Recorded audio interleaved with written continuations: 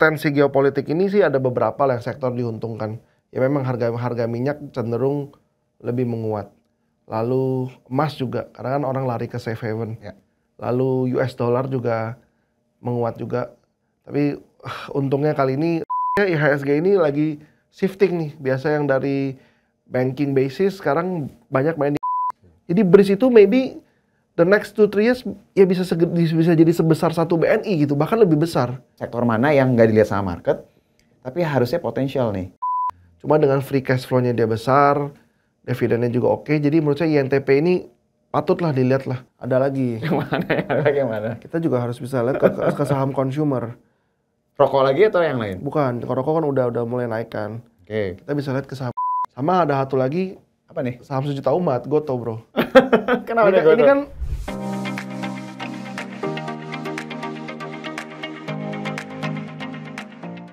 Halo my friends, kita ketemu lagi di acara Market Pulse, di mana pada episode kali ini kita akan membahas hal-hal yang lagi hype, yang lagi menjadi hot topic di dunia ini, yang pastinya akan sangat mempengaruhi pergerakan pasar dalam beberapa waktu ke depan.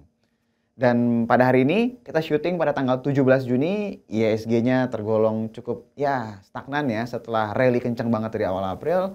Dan karena keadaan seperti ini, kita akan coba lihat beberapa topik yang menarik seperti minyak, karena Iran dan Israelnya ini lagi tegang ya, risiko geopolitiknya meningkat. Dan kita akan bahas dari IHSG ini, saham-saham apa yang menarik dan sektor apa yang menarik kali ini. Bro. halo. Apa kabar? Baik. Oke, kalau misalnya kita lihat, dalam beberapa hari terakhir, berita terkait dengan Iran dan Israel ini kan luar biasa ya. Jadi salah satu yang mungkin kita perhatikan adalah kenaikan harga minyaknya pasti. Volatilitasnya itu luar biasa. Terus juga kita tahu bahwa Presiden Amerika Serikat yaitu Donald Trump, dia punya social media, Truth Social, di mana setiap dia tanda kutip nge-tweet langsung berimbas ke pergerakan harga minyak. Ini poin pertama kita bahas dulu nih. Dengan keadaan seperti ini, menurut lo, apakah keadaannya sebenarnya sekarang tergolong kondusifkah? Ataukah kita harus bersiap-siap untuk suatu hal yang lebih burukkah? Terus kalau kita ngomongin dari sisi emiten yang terkorelasi, emiten apa yang bisa kita perhatikan nih dengan keadaan saat ini? Oke. Jadi IHSG yang kayak tadi Bro Fat bilang udah naik cukup banyak. Sekarang udah ibaratnya kayak bensinnya udah mulai habis nih. Ya. Udah mulai stagnan. Jadi dengan ada tensi geopolitik yang meningkat ini, saya lihat IHSG juga sebenarnya nggak terlalu berdampak banyak ya. Turun juga nggak terlalu banyak. Karena kan kita kan juga selain kita punya IHSG ini dari banking stock, tapi kan komoditi juga bisa cukup weightingnya cukup besar juga ya. Jadi kalau banking stocknya agak turun, komoditinya naik. Kita sebenarnya dengan tensi geopolitik ini sih ada beberapa lah yang sektor diuntungkan. Ya memang harga minyak cenderung lebih menguat. Lalu emas juga, karena kan orang lari ke safe haven. Ya. Lalu US dollar juga menguat juga. Tapi untungnya kali ini rupiah kita cukup stabil nih. Ya. Walaupun di XY-nya sudah menaik, tapi Masih stabil ya? iya, rupiah kita masih stabil nih, 16.3, 16.3,5. Dia nggak overshoot di atas 16.4 nih. Masih range-nya 16.2, 16.3-an lah. Jadi secara, kalau secara dalam negeri sih kita sudah oke ya. Karena kelihatannya masyarakat, ya? Masyarakat sudah lebih percaya bahwa keadaan yang dalam negeri kita sudah jauh lebih baik lah. Karena kan market selalu anticipate yang the worst. Ternyata yang the worst sih enggak nih. Oke aja ya, berarti kan is better than the worst. Jadi dalam negeri kita sih harusnya udah nggak ada isu nih. Kalau yang Q4 atau first Q kemarin kan lebih ke domestik. Ya. Lebih domestic issue. Baru kita masuk ke Trump Liberation Day itu kan udah second quarter tuh. Nah sekarang kalau saya lihat sih dalam negeri kita sudah much better. Sekarang kita tensi geopolitik aja nih. Kalau tensi geopolitik ini susah ya, apalagi Trump nih kan dengan jari dia aja dia bisa mengubah hari ini mau gimana. Kemarin si Irannya udah bilang udah mau ceasefire, sekarang disuruh evakuat lagi Tehrannya. Iya, betul. Tapi menurut saya harusnya kali ini nggak akan secepat itu ya selesai ya. Jadi I think I think commodity play masih is a good play buat di IHSG karena harga saham bank juga udah stagnan ya. Ya. BCA udah kembali ke harga 9.000. Kecuali kayak kemarin kalau balik ke 7,5 8.000 ya mungkin menarik lagi gitu loh. Kalau ke 9.000 kan upside-nya nggak terlalu besar. Ya 10-15% lah upside-nya. Tapi sedangkan kalau barang-barang commodity play ini kayak Antam, BRMS, Medco, even Aman Mineral yang walaupun earnings-nya nggak bagus dan Pak Alex Ramli-nya turun pun, tapi liquidity di pasar Aman Mineral ini besar nih. Kayak kemarin sempat dihajar sampai ke 75, hari ini balik lagi. Kita lagi live nih balik lagi ke 8.000. Jadi emang kelihatannya IHSG ini lagi shifting nih. Biasa yang dari banking basis sekarang banyak main di commodity play. Ya, tapi kan komoditi ini tactical, nggak bisa nih, kita nggak bisa long term, nggak boleh nyangkut nih. Kalau udah salah ya better cut loss. Kalau kita di banking salah kan kita bisa average down. Kalau komoditi sih average down bisa siap-siap diajak 3 tahun nggak kemana-mana. Kayak PTBA Adaro pas lagi nggak cycle kan di bawah lama sekali tuh. Itu sih. Jadi kan tadi kita bilang ya, komoditasnya sendiri aja udah volatile. Ya. Ditambah juga apapun yang di tweet sama Donald Trump juga kita nggak bisa tahu nih orang mau ngomong apa gitu nanti malam atau nanti pagi. Jadi benar-benar sangat volatile banget. Apakah harga saat ini nih kayak emiten Antam, BRMS, terus juga Medco, Aman Mineral, harga sekarang tuh masih tergolong oke atau enggak menurut lo, bro? Kita bahas satu-satu ya. Kalau secara dari Aman Mineral sih sebenarnya harga dia 8.000 gini sih sebenarnya sangat tinggi ya. Market cap. Cuma Aman ini kan high liquidity. Dan dia juga proxy to copper, dia juga anak usahanya, ibaratnya ada konsorsiumnya Salim, jadi market tuh tetap cenderung seneng lah. Jadi mau bagaimanapun, pas dia koreksi tuh, ada lah, ini kan ibaratnya kan gengnya saham konglomerasi nih. Termasuk kayak brand, Pani, Aman ini, ibaratnya ada fansnya gitu. Jadi walaupun sahamnya turun, tetap ada yang fight back lah di harga-harga tertentu. Terlepas fundamentalnya mungkin. Ya fundamental sih udah jauh lah. Dengan harga segini market cap mungkin udah lewatin Bank Mandiri. Tapi tetap ada yang beli gitu loh. Lalu kita kalau kayak ke Antam, BRMS, Medco ini mungkin kita bisa lebih ngomong ke fundamental play ya. Mereka punya fundamental ngikutin harga. Kayak Antam nih sampai second quartal pun kelihatan masih bagus nih penjualannya. Dan apalagi kalau nanti, selama ini kan Antam ini selalu, saya yang udah pernah di podcast sebelumnya kita pernah bahas, Antam ini kan mostly ngambil emasnya dari Singapura. Tapi dengan nantinya dia bisa, dengan ada bullion bank, dengan dia bisa ngambil dari Freeport, ini kan ngurangin cost of production-nya dia.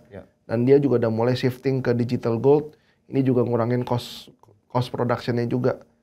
Nah, jadi Antam menurut saya sih masih oke ya. Dan dia digadang-gadangkan mau masuk MSCI. Jadi kalau Antam sih masih oke. BRMS juga once nanti dia punya site udah operation full, saya rasa harga segini sih 500 lewat lah. Supaya akan lebih besar ya. Dan harga emas akan steady lah. Emas kan kalau kita zoom out selalu naik ke atas kan. Mungkin ada kalau kita zoom in aja ada turun nanti naik lagi. Sama lah kayak saham BCA. Kita zoom out juga naik ke atas. Jadi emas saya ngeliat sih long termnya juga masih oke ya. Ya kalau Medco ini yang cenderung sangat volatile. Dia sangat volatile karena kan Medco ini bisa kita bilang bottom line-nya 50% depending sama Aman. Nah jadi kalau Amannya lagi nggak bagus ya Medco ini juga nggak bagus nih. Q1 kemarin nggak bagus nih Q1 kemarin. Cuman Medco ini ya kedorong dengan proxy-nya oil. Medco ini maybe one of the investable company oil yang bisa diinvest lah dengan fund-fund gede. Selain Medco kan masih ada Akra, masih ada Elsa, tapi kan mereka lebih kecil. Betul. Akra juga distributor dia lebih. Ya, dan liquidity Akra juga nggak sebesar Medco. Sebenarnya kalau kita ngomong stable, saya rasa sih Akra jauh lebih stable ya. Company-nya lebih slowly growth tapi nggak terlalu volatile. Nah, jadi kalau Medco ini oke sih walaupun fluktuatif harga minyak, tapi minyak pun sebenarnya dengan kenaikan harga kemarin sempat naik 7% walaupun sekarang udah turun lagi ke $71 per barrel, I think masih reasonable ya, harganya juga belum terlalu tinggi-tinggi banget kan. Jadi overall sih buat Indonesia kan ya basically simple aja, kita either main ke saham banking atau komoditi.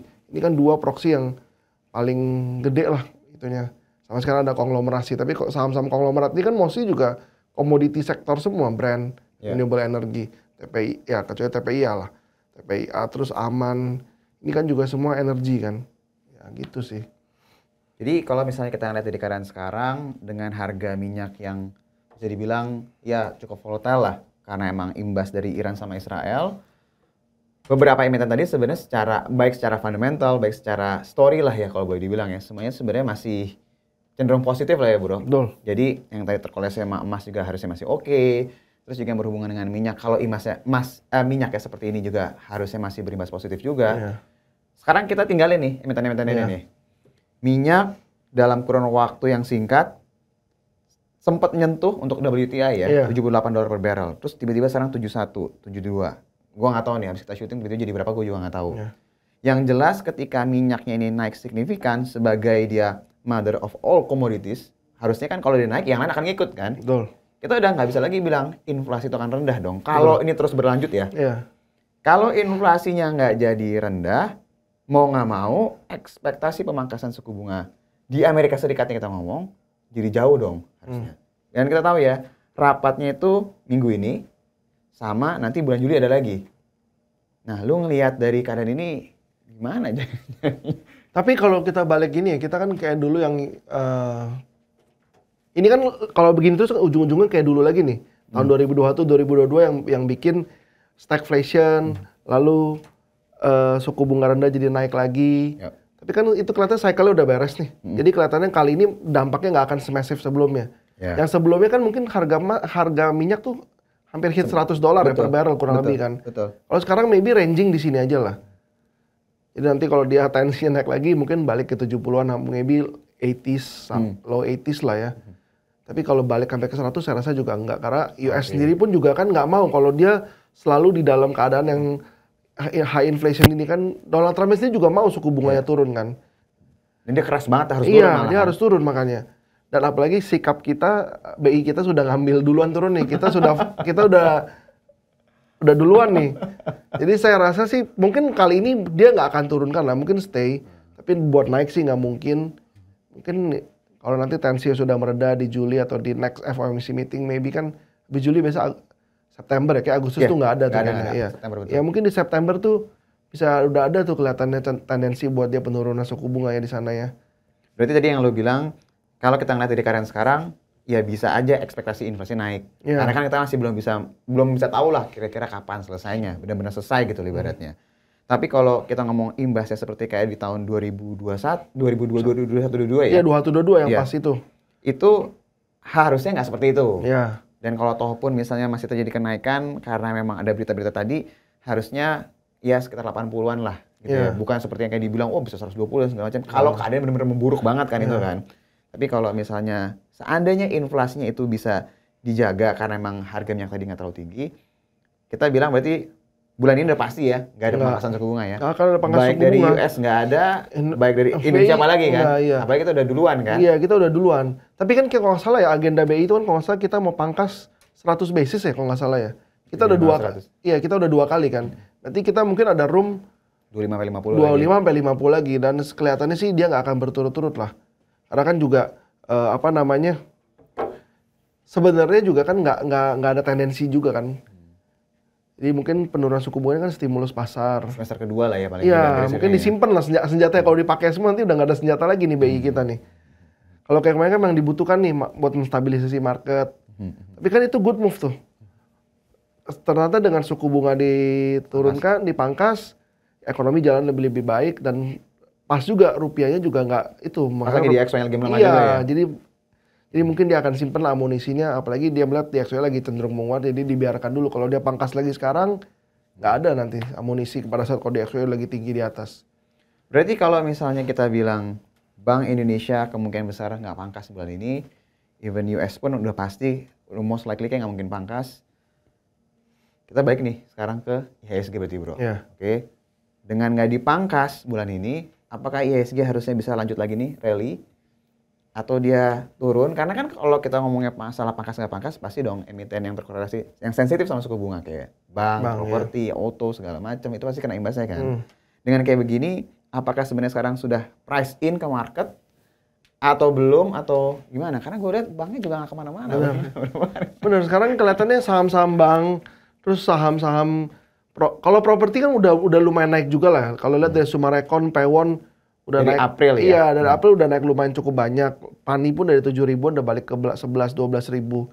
Jadi harga-harga gini mungkin ya ini harga balance equilibrium sekarang nih. sampai the next lagi kalau kapan dia akan ada pemangkasan suku bunga.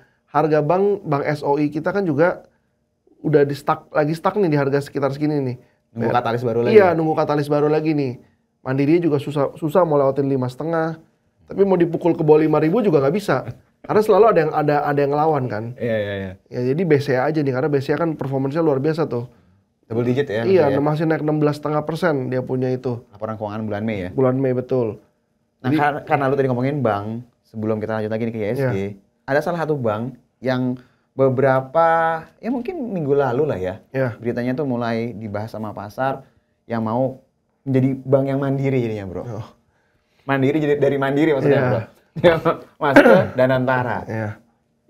Ini gimana menurut lo? Maksudnya? Ini kan yang dimaksud nih saham BRIS ya. Betul. Nah, saham BRIS ini kan gabungan, kita cerita dikit lah ya. BRIS ini kan gabungan 3 bank nih.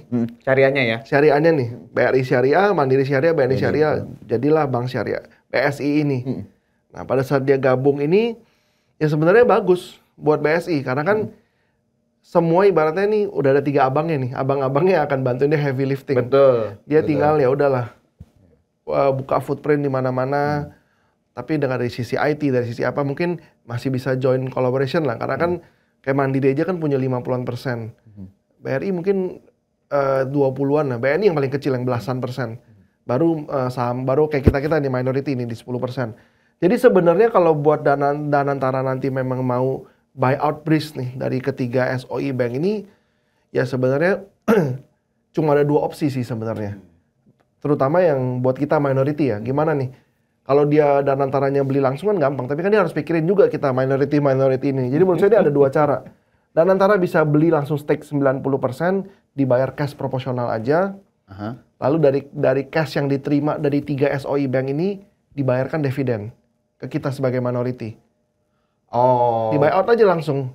Berarti uang yang dibayarkan itu dibayarnya ke Bank Mandiri, BNI, BRI gitu ya? Iya. Dan mereka distribute dividen lagi? Ada special dividen. Oke.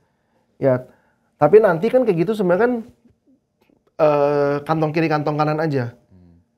Tapi sebenarnya uang itu kan balik lagi ke Danantara. Karena Danantara kan juga memiliki Mandiri, BRI ya. Tapi nggak full karena ada bagi ke minority. Oke. Nah, kemungkinan kedua akan terjadi seperti pada saat dulu Adaro dan AAD di spin off. Special dividend? Iya, PUPS gitu. Oke. Jadi setiap pemegang saham Bank Mandiri nanti berhak sekian atas saham BSI. Jadi nanti dikembalikan lagi kepada minority apakah mau tebus atau nggak mau tebus. Tapi menurut saya sih likelihood-nya yang nomor 2 ini. Jadi pemegang saham yang kita minority ini yang di BRIS ini dikasih right gitu ya? Dikasih right ya buat tebus. Di Bank Mandiri, di BRI, di BNI dikasih right nih buat tebus sesuai dengan proportionate-nya.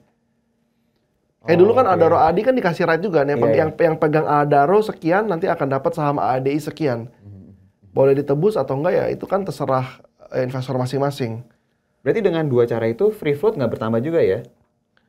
Kalau yang pertama udah pasti nggak bertambah, kan straightforward buy. Kalau yang kedua bisa bertambah. Malah bisa bertambah yang kedua ya? Kedua bisa bertambah dong. Karena kan yang kedua itu ada yang tebus, ada yang enggak. Karena kita tahu bahwa BRIS salah satu big banks, tapi free floatnya kecil di market kan? Cuma 9,9% kan? Iya, 10% lah. Ya, jadi kalau kita mau bilang dia mau masuk MSCI, mau masuk FTSE agak susah karena free floatnya kecil. Justru kalau opsi kedua yang berjalan, itu akan bagus buat semua pemegang saham berarti.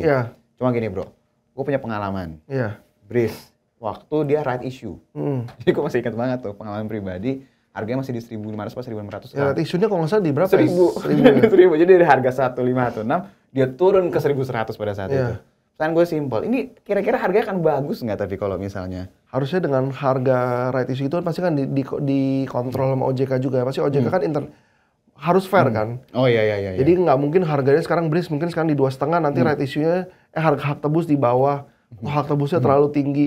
Pasti itu akan disesuaikan lah. Beda kalau dulu AADI sama Adaro itu kan AADI ini kan belum IPO nggak listing. Jadi dia bisa berapa aja harganya. Tapi sekarang nih BRIS udah ada harga patokannya tiap hari nih. 25, 26, 27. Jadi harusnya harganya nggak bisa terlalu jauh lah. Tapi apapun yang terjadi dari 2 opsi itu ya menurut saya nih is a good for BRIS. Bagusnya buat BRIS-nya karena BRIS akan berdiri sendiri walaupun nanti capex-nya pasti naik. Karena kan dia nggak bisa dipendensi. Iya, abang-abangnya udah nggak mungkin bantu ya. Dia kan Udah bukan Tiri Bisa lagi kompetitor nih. malah. Iya, makanya jadi kompetitor. Jadi, tapi bagus buat Breeze. Kayak Capex mungkin 1-2 tahun pertama pasti tinggi lah. Tapi setelah itu kan, jadi dia yang pegang nih semua syariah bisnis. Nah kalau dulu kan kita bilang kita punya four big banks. Ya, mungkin nanti kita ada 5 big banks, iya. Jadi Breeze itu maybe the next 2-3 years ya bisa jadi sebesar satu BNI gitu, bahkan lebih besar. Kalau memang dia punya bisnis syariah tumbuh. Dan memang captive marketnya masih gede banget. Iya, captive market masih gede dan marginnya syariah kan tebel. Jauh lebih tebel daripada konvensional bank. Betul. Dan kompetitornya nggak terlalu banyak lagi yang Nggak segede ada, dia. basically udah nggak ada. Mungkin paling nanti BTN kali yang setelah Ya tapi kan ngejarnya juga mungkin akan nggak ya jauh gitu lah, ya. akan jauh. Karena kan ini customer base udah ada. Ya mungkin tetap lah sinergi antara BUMN kan dari arahan dan antara kan BUMN ini mau disinergi nih. Nah tetap mungkin Mandiri, BNI, BRI akan tetap mensuplai kliennya ke BSI. Mungkin bisa macam-macam lah, bisa sebagai kayak partnership atau sebagai referral client aja kan, mereka wajar kan cross selling gitu. Jadi based on-nya kerjanya jadi sebagai joint venture. Kalau sekarang kan memang mereka kerja karena mereka shareholder. Bedanya nanti sebagai joint venture aja. Tetap under BUMN, tapi ini entities yang berbeda-beda. Punya kantongnya masing-masing. Tapi tetap yang paling diuntungkan adalah Breeze. Berarti kalau kita ngomongin sekarang, banks memang nggak ada story yang baru. Iya. Kita justru lagi nunggu katalis. Jadi pasti my friends juga ya tanda kutip bosen lah yang ada saham bank. Cuma mungkin untuk si Breeze ini ketika semua skenario ini clear, dia akan menjadi salah satu yang paling menarik di yang lain malah ya. Di antara 3 SOE bank, Breeze yang bisa paling menarik nih. Apalagi kan kalau dibilang, sebenarnya kan gampang nih ya. Kita kan bilang BCA ini kan ya bank sejuta umat lah ya. Bank yang ibaratnya main di middle, semua sektor, semua lini adalah. Ini kayak ibaratnya bank retail banget lah. Lalu kita pindah ke Bank Mandiri. Bank Mandiri itu kan bank corporate banking. Kalau BRI ini kan bank micro, ultra micro. Kita kalau ke BNI kan kita bingung nih, ya apa ini bank ini apa? Dia main corporate ada, retail ada. Tapi kalau kita move on ke Breeze, ini bank syariah. Jadi jelas nih, kita punya 4 bank yang punya unique selling point-nya masing-masing. Jadi kalau nanti Breeze itu mahal, valuasinya bisa dijustify karena kan story-nya ada sendiri. Ada, dia premium valuation for a reason, seperti BCA. Premium valuation for a reason, 5 kali book value. Karena ada justifikasi sendiri. Jadi kalau nanti Breeze itu ya ada justifikasi juga, karena kan dia jelas nih apa dia punya target marketnya atau ada gitu loh. Benar. Mungkin kalau BNI tadi lebih kuat di transaksi luar negeri ya, remittance-nya paling ya. Ya tapi kan nggak banyak iya. Jadi nggak menutup kemungkinan juga kalau one day sebenarnya cuma ada 4 nih yang kita besar nih. BCA, BRI atau Mandiri, nomor 2, nomor 3, nomor 4 Breeze. Bisa ngejar ya dia? Bisa ngejar BNI. Ya mungkin kalau pemerintah dengan arahannya dan antara mau merampingkan SOI, bisa aja kan nanti BNI jadi Mandiri merger. Ini kan isu yang udah lama juga. Oh, oke. Karena kan BNI ini kecil nih. Dan nggak, yang kayak tadi kita discuss nih, maksudnya marketnya kan dia ada di mana-mana gitu. All over the place. Nggak segmented. Jadi mungkinnya bisa masuk ke dalam under Mandiri gitu. Tadi kita udah bahas ya, Bang. Berarti kalau dari sekarang potensi cerita yang menarik datang dari Breeze. Kalau udah beres nih semua skenario. Even sampai harganya mungkin kalau udah clear baru lebih oke. Baru tadi beberapa bank tadi yang lu ceritain. Tapi kan IHSG itu nggak cuma bank, bro. Sektor lain yang masih menarik apa? Kalau di episode sebelumnya kita kan bahas masalah emas. Kita sempat bahas Telkom yang akhirnya naik menuju dividen juga. Terus kali ini kita mau apa nih sudut pandang yang lain nih? Sektor mana yang nggak dilihat sama market, tapi harusnya potensial nih di keadaan sekarang? Jadi ada beberapa ya. Sektor yang sebenarnya hampir dilupakan market lah ya. Kayak saham semen itu kan udah nggak ada yang main kan. Udah nggak ada yang bahas malah. Udah nggak ada yang bahas. Sebenarnya menurut saya itu semen ini udah dibilang limited downside risk banget lah. Kita ngomong INTP aja lah, karena dia yang paling strong, free cash flow-nya besar, dividennya juga menarik. Kalau dengan dividennya menarik ini kan jadi buffer buat kita beli gitu loh.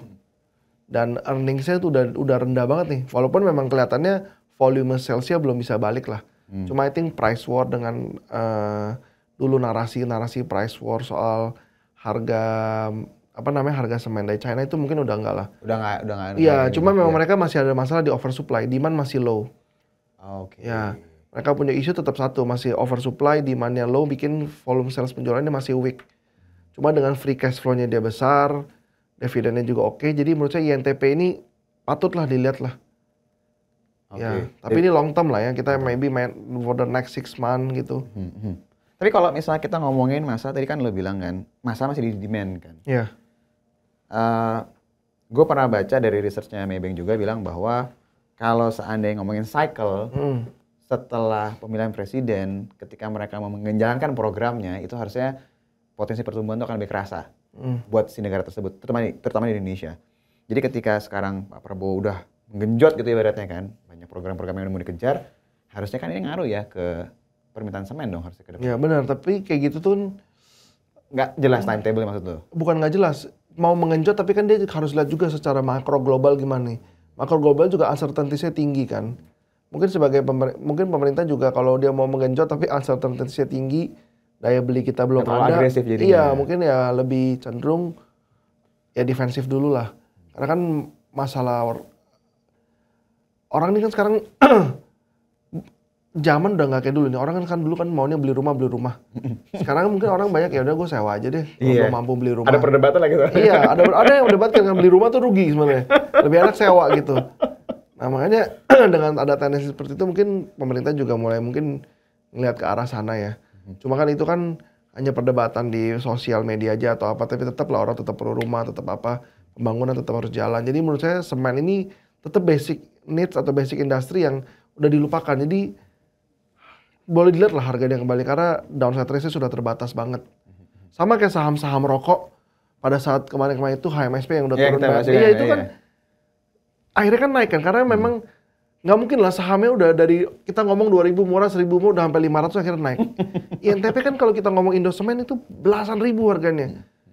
6.000, 7.000 sekarang udah 5.000-an gitu loh. Ya mau ke berapa masa 2.000, 3.000 kan enggak lah. Dengan harga sekarang aja mungkin Indosemen ini traded berapa kali PI, mungkin ya tinggal berapa coba kita lihat Indosemen. Dengan harga sekarang market cap ini tinggal 21 triliun. Kecil sekali. Market cap-nya dia? Iya. Sales ini ini kurang lebih cuma 1 kali price to sales loh. Salesnya 2 juga salesnya sekitar 19 triliun. Oh hampir 1 kali aja ya? Iya hampir 1 kali gitu loh.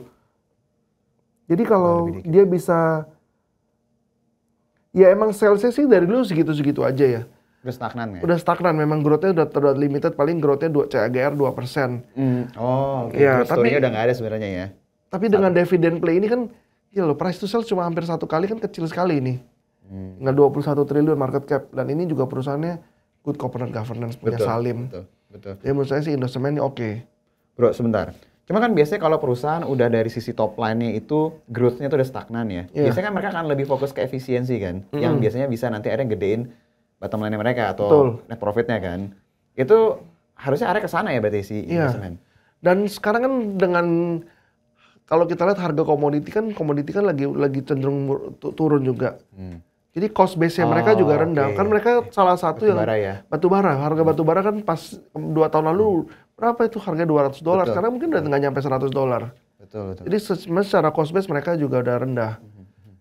Tapi emang mereka nggak bisa naikin harga karena memang demand-nya belum kuat.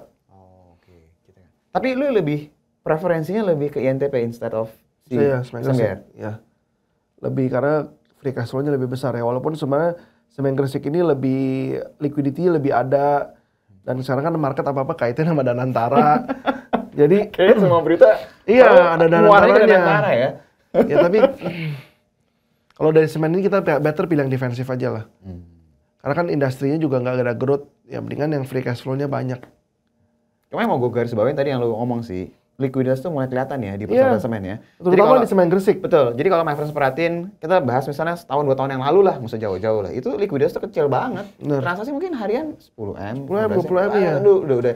Ini tuh kadang-kadang udah 50, kadang-kadang udah 100 loh. Iya, jadi ini nggak mungkin nggak ada sesuatu sih gitu loh. Ini pasti ada sesuatu yang harus kita perhatiin. Benar. Itu dari semen. Cuma semen aja nih? Ada lagi. Yang mana? Kita juga harus bisa lihat ke saham consumer. Rokok lagi atau yang lain? Bukan, rokok kan udah mulai naik kan. Oke. Kita bisa lihat ke saham Unilever. Unilever juga saham yang dilupakan orang. Dulu berapa bro Unilever? Terakhir tertinggi 8.000 kan setelah stock split kan? Nggak inget itu berapa itu udah udah masa 1000-an. lalu lah ya. Tapi kita ngomong dulu 3.000 aja murah, 2.000 murah, 1.000 loh sekarang. Iya. Iya loh. Unilever kalau gue lihat ya, dia punya rata-rata PE gitu ya. Itu tuh nggak pernah di bawah 15 kali. Lagi separah-parahnya pas krisis 2008 tuh paling 15 kali gitu. Jadi sekarang nih, dengan earnings dia sudah membaik, ini per hari ini market cap dia 56 triliun. Jadi kalau dia bisa balik, first Q-nya kan luar biasa bagus nih. Masih nggak diterima orang bilang cuma sekali doang lah. Mungkin karena tren Q1 selalu bagus kan, kalau consumer kan. Jadi orang selalu bilang hoki doang kali ini angkanya. Iya. Kita lihat nih nanti second quarter seperti apa. Kalau second quarter angkanya masih bagus, masih Q seperti Q1 sekitar 1,2 triliun. Sekarang Q1 1,2 triliun. Kalau kita mau annualize kan kurang lebih sekitar 4,9, tapi nggak bisa lah kita annualize kali 4 gitu. Anggaplah 4 lah. Nggak lah, 4 terlalu kecil. Mungkin bisa 4,3, 4,4. Kalau itu dengan 15 kali PE aja, itu berarti market cap-nya at least di sekitar 65 T. Sekarang udah tinggal 50-an T. Belum lagi kan mereka tuh nantinya akan ada menjual yang baru akan dibukukan akhir tahun ini. Jual yang ice cream mereka nih. Walls. Ya Walls yang ke PT Magnum Indonesia ini. PT. Ke atasnya Iya, ke atasnya ya. Iya. Dijual. Kan akan dijual tuh. Kurang lebih kan 7 triliun tuh nilai penjualannya. Terus mereka punya book value itu kan kurang lebih 2 T. Jadi net-netnya mungkin 5 T setelah potong pajak ya mungkin 3-4 triliun lah profit. Dan itu kalau di disburse kan jadi dividen lagi. Ya. Ya jadi oke lah ini. Dan Unilever ini kan kita kalau lihat di rumah kan ada beberapa brand yang selalu dipakai orang. Seperti Pepsodent. Ada beberapa merek yang dia masih walaupun orang-orang dibilang di boycott lah, salesnya turun lah, kalah dengan down trading dengan ini, tapi ada lah beberapa esensi yang udah nggak bisa di down trading lagi gitu loh. Bisa digantikan lah. Iya, udah nggak bisa tergantikan. Mereka udah cukup murah gitu loh. Nah, jadi menurut gue sih ini oke lah ini saham dengan harga segini. Dan liquidity-nya juga udah mulai improve juga ini saham Unilever. Dibandingkan beberapa bulan yang lalu lah ya. Benar. Beberapa bulan terakhir sih kelihatan ya likuiditasnya agak tinggi ya. Iya, udah mulai membaik. Jadi kita lihat aja nanti second half first Q-nya gimana nih. Apakah sales-nya masih bagus atau memang Q1 yang kayak orang bilang lu hoki doang gitu. Ya. Kita lihat nih gimana nanti First half-nya ya. Ya first half-nya. Jadi itu yang menunjukkan apakah ini company mulai membaik lagi nih. Ya dia nggak akan bisa growth kayak dulu lah. Karena kan daya beli kita juga kan selalu kita masalah daya beli nih. Jadi orang selalu, Unilever nih selalu lawan besarnya down trading terus nih. Sama seperti rokok kan selalu down trading. Tapi kan yang tadi kita bilang ada masanya itu udah nggak bisa down trading lagi. Udah ada esensinya gitu. Udah ada, dan dengan harga segini udah 1.000 mau berapa? 500 perak kah? 700 perak kah? Kan nggak make sense. Kalau udah di 1.000-an gini tinggal 50 triliun market cap. Dia 1 tahun kalau dia main di sini aja kalau dia bisa stabil 5 triliun berarti tinggal 10 kali PE loh. Saham consumer tuh jarang loh 10 kali PE. Iya, benar. Saham consumer bisa PE-nya tinggi kan. Itu sih. Ya kalau dibandingin sama masa kejayaan dia kan waktu itu kan average-nya kan 40-50 kali bahkan PE-nya kan. Iya. Sekarang mah udah nggak ada apa-apanya, jauh banget kan. Iya. Kita nggak mungkin bisa balik ke sana juga. Nggak mungkin, susah sih. Kita main di 20 kali PE itu at maximum. 15 sampai 20 kali, 17 lah di sekitaran segitu. Berarti sama kayak consumer goods yang lain lah ya. Iya. Ya, 20-an kali lah ya. 20 kali lah ya. Jadi kalau 20 kali dia bisa earning 4,5 triliun itu 90 T market cap loh. Itu best case-nya. Sekarang 55 T ke 90 T itu hampir beggar gitu. 80%, 70-80% ya. Itu kan potensi upside-nya iya, ya. the best case. Tapi kalau dia misalnya 15 kali aja nggak usah muluk-muluk deh. Kita ngomong yang paling pesimis. Karena orang kalau ngomong Unilever tuh pesimis tuh. 4,5 lu kali 15 itu sekitar 67 triliun. Dari 56 ke 67 itu ada 20% upside. Not bad buat saham seperti ini. Yang downside risk-nya udah nggak banyak. Gitu. Plus potential dividen tapi nanti akhir tahun ya. Akhir tahun ya, karena bisa baru dibukukan akhir tahun. Iya. Mereka udah stated ya, bahwa mereka akan jual nanti di akhir tahun ya. Iya, itu. Jadi mungkin baru dibagi ya Desember atau tahun 2026. Tapi ini udah sebentar, ini udah Juni udah mau habis nih.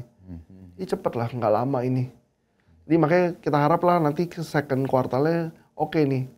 Surprise di awal kuartal 3 berarti ya? Iya. Tuh. Sama ada satu lagi, Apa nih? Saham sejuta umat, Goto bro.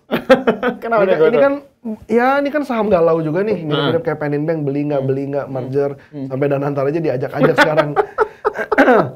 Tapi kalau kita nggak usah peduli, itu kan semuanya noise. Kita kan fact aja nih.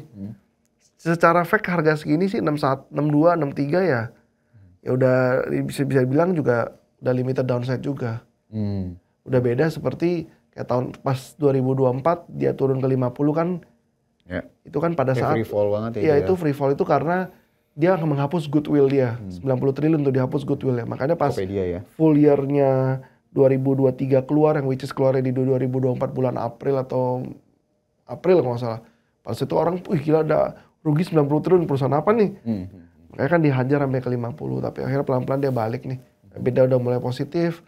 Lalu kemarin juga gue ada baca di berita, si Grab nih ini loh, issue bond loh $1,6 billion. Mau ngapain gitu kan? Buat nambah cash. Iya, kenapa orang dia cashnya banyak? Kalau lu lihat di statementnya si Grab kan cashnya banyak. Lu ngapain punya cash banyak lu masih issue kan? Kalau terakhir gue baca statement dari mereka bilang bahwa ya tanda kutip nih ya, ini spekulasi pasarnya. Selain memang di area yang sana, dia bilang takutnya ada salah satu investor mereka mau keluar, jadi mereka mau buyback gitu. Ya, itu kan selalu ada jawaban. Ada jawaban, tapi maksudnya secara logika ngapain sih? Lu punya uang begitu banyak, lu masih issue bond lagi kan? Masih kurang emangnya? Iya masih kurang. Apakah masih kurang burn money? Kan enggak kan? Tapi ya kita, ya itu kan cuma noise lah. Kita lihat fundamentalnya aja. Mungkin nggak Grab, Gojek dimatikan? Ya mungkin sama Grab. Kalau Grab memang mau matiin Gojek ya bisa. Tapi kan ya dia juga nggak segampang itu kan. Apalagi kalau dengan Danantara udah mau masuk, ya masa mau sih matiin yang punya negara gitu.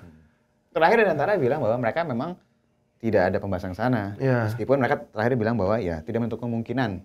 Maksudnya segala sesuatu yang berhubungan dengan pertumbuhan ekonomi ya mereka pasti akan invest. Jadi ya jadi emang saat ini emang kalau gue boleh bilang ya, Goto tuh banyak banget noise-nya kan. Lu bisa bilang lah merger sama Grab tuh on off lah. Terus nanti kalau misalnya jadi merger skemanya berubah-berubah kita nggak tahu yang mana. Apakah nanti dikasih cash atau gimana, atau kan nanti diambil cuma sebagian doang yang diambil. Seorang juga udah mikir, wah nanti ini kira-kira drivernya akan seperti apa. Terus terlalu promo bro. Maksudnya pasti kan kalau misalnya jadi satu kan kita sebagai konsumen pasti promonya pasti akan berkurang kan. Udah nggak ada saingan lagi. Promonya pasti akan lebih kecil lagi kan.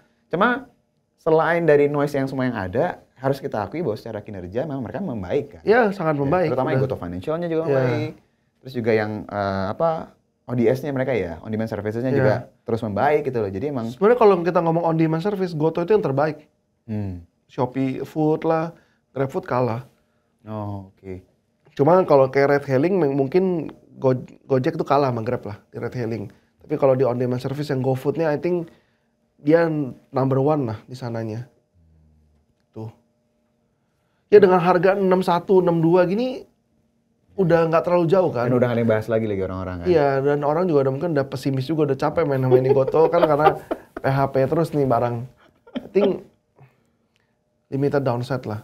Kalau kita beli 62, 63, kalau memang kita punya risk tolerance 10%, ya udah kita fight on that gitu loh. Beli 62 kalau memang kesalah ya udah 56, 55 kasih lah. Cut loss aja. Kita kan di market nih menganalisa kan, nggak mungkin semua yang kita beli pasti selalu naik kan, pasti ada yang kita salah posisi atau apa. Tapi kalau kita beli 10 salah 3 benar 7 kan masih oke gitu loh. It's a probability game. Dan kita kan juga nggak tahu sebenarnya arahnya mau kemana. Tapi dilihat dari risk rewardnya sih menurut saya oke nih 3 ini, INTP, Unilever, Goto ini. Karena udah cukup dibilang limited downside semua. Kala market yang ya volatile. Ya marketnya juga nggak oke-oke aja kan.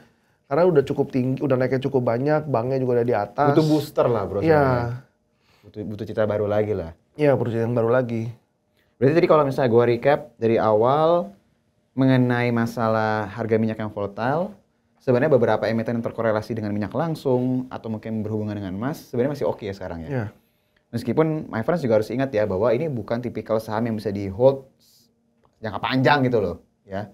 Jadi ini sangat volatile banget. Jadi bisa ditradingin atau mungkin nunggu narasi lebih baik lagi gitu. Itu untuk yang hubungannya sama minyak. Ketika kita geser ke ISG, kita udah tahu bahwa penggeraknya banyak dari saham konglomerasi tadi lo udah bilang. Bankingnya juga menunggu cerita baru. Cuma tadi kalau gue highlight, BRIS ini kalau udah clear semuanya, ini akan menjadi salah satu yang menarik diperhatikan. Benar ya. Ini nggak boleh melewat. Gue setuju sih masalah BRIS tadi. Dan kita temanya berarti cari saham undervalued yang memang lagi nggak dilihat sama pasar nih. Ya, Benar yang nggak? dilupain. Yang cash reserve juga gede, even GoTo pun juga cashnya juga gede loh. Iya. Neracanya juga sehat dan memang punya potensi membaik lah setidaknya Iya. dari sisi. Karena mereka udah buruk sekali. Udah nggak bisa lebih buruk Udah gitu. nggak ada yang bahas. Iya. Itu karena Cuma mereka kita udah, doang ini bahas nih. iya, karena mereka udah sangat buruk.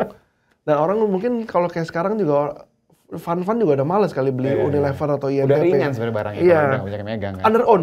Under own. Kecuali betul, Goto. betul. Goto kan masih banyak Iya, yang masih nyangkut banyak, ya. masih banyak.